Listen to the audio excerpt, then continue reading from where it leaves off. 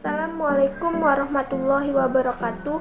Nama saya Sumi Hartini dari Universitas Muhammadiyah Palembang, Fakultas Keguruan dan Ilmu Pendidikan, Prodi Pendidikan Bahasa dan Sastra Indonesia. Baiklah, di sini saya akan membahas materi mengenai klasifikasi media pembelajaran. Sebelumnya, apakah ada yang tahu pengertian klasifikasi? Menurut pengetahuan, klasifikasi adalah proses pengelompokan benda berdasarkan ciri-ciri persamaan atau perbedaan. Sedangkan arti dari media pembelajaran adalah alat bantu dalam proses belajar mengajar. Segala sesuatu yang dapat merangsang pikiran, perasaan, perhatian, dan kemampuan atau keterampilan belajar sehingga dapat mendorong terjadinya proses belajar mengajar. Klasifikasi media pembelajaran menurut para ahli. Media pembelajaran banyak sekali jenis dan macam, maka terjadilah klasifikasi dalam media pembelajaran. Mulai dari yang paling sederhana dan murah hingga yang paling canggih dan mahal harganya. Ada media yang dibuat oleh guru itu sendiri dan ada yang dibuat oleh pabrik. Meskipun media banyak ragamnya, namun kenyataannya tidak banyak jenis media yang bisa digunakan oleh guru di sekolah.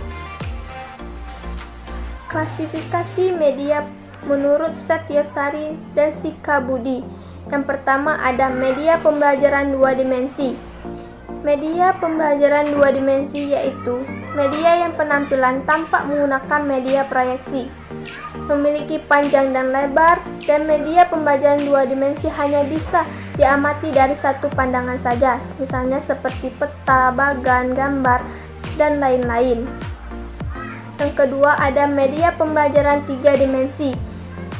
Media pembelajaran tiga dimensi yaitu media yang penampilannya tampak menggunakan media proyeksi, mempunyai ukuran panjang, lebar, dan tinggi, serta dapat diamati di arah pandangan mana saja. Contohnya seperti meja, kursi, mobil, papan tulis, dan lain-lain.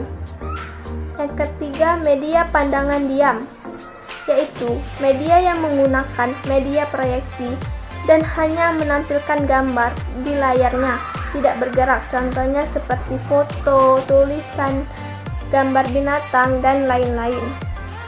Klasifikasi media menurut Sulaiman. Yang pertama ada media audio, yaitu media yang menghasilkan bunyi, misalnya seperti tape recorder dan radio.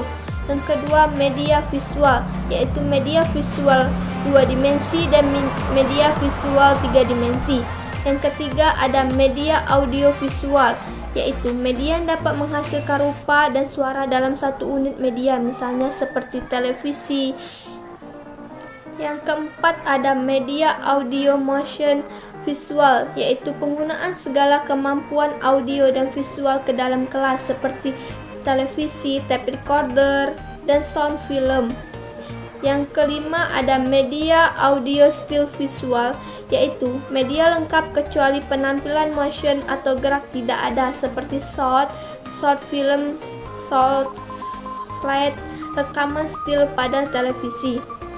Yang keenam ada media audio semi motion, yaitu media yang berkemampuan menampilkan titik-titik tetapi tidak bisa mentransmit secara utuh suatu motion yang nyata, misalnya recorder teleworking. Klasifikasi media menurut R. Muring Thomas. Yang pertama ada pengalaman langsung, yaitu berupa pengalaman langsung dalam suatu peristiwa maupun mengamati kejadian dan objek sebenarnya. Yang kedua ada pengalaman tiruan, yaitu berupa tiruan atau model dari objek atau benda yang berwujud model tiruan dari situasi melalui dramatis dan sandiwara dan berbagai rekaman dan objek atau kejadian. Yang ketiga pengalaman dari kata-kata, yaitu berupa kata-kata lisan yang diucapkan atau rekaman kata-kata dari media atau kata yang ditulis maupun dicetak. Klasifikasi media menurut Gerlach dan Eli, yaitu yang ada media pembelajaran yang menggunakan secara individual seperti laboratorium bahasa, IPA, IPS, dan lain-lain. Yang kedua ada media pembelajaran yang penggunaannya secara berkelompok, misalnya seperti film dan slide. Yang ketiga, media pembelajaran yang penggunaannya secara massal, misalnya seperti televisi, radio, dan lain-lain. Klasifikasi media menurut Rudy Brands. Yang pertama ada media audiovisual gerak, yang kedua ada media audiovisual diam, yang ketiga ada media audio semi gerak, yang keempat ada media visual gerak, yang kelima ada media visual diam, yang keenam ada media semi gerak, yang ketujuh ada media audio, yang kedelapan ada media cetak. Klasifikasi media pembelajaran menurut Sujana dan Ahmad Rifai. Yang pertama ada media grafis, misalnya seperti contoh gambar, foto, grafik. Yang kedua ada media 3 dimensi, misalnya seperti model susun, model kerja. Yang ketiga ada media proyeksi, misalnya seperti HP. Yang keempat ada media lingkungan seperti alam sekitar. Klasifikasi media pembelajaran menurut Sueparno. Yang pertama ada klasifikasi media berdasarkan karakteristik, yaitu media memiliki karakteristik tunggal, misalnya seperti radio. Ada yang media memiliki karakteristik ganda, misalnya seperti film dan TV. Yang kedua ada klasifikasi media berdasarkan dimensi presentasi, yaitu ada lama presentasi, yaitu presentasi sekilas, misalnya TV, presentasi tak sekilas, misalnya HP. Sifat presentasi yaitu presentasi kontinu, misalnya seperti TV, presentasi tak kontinus, misalnya seperti HP.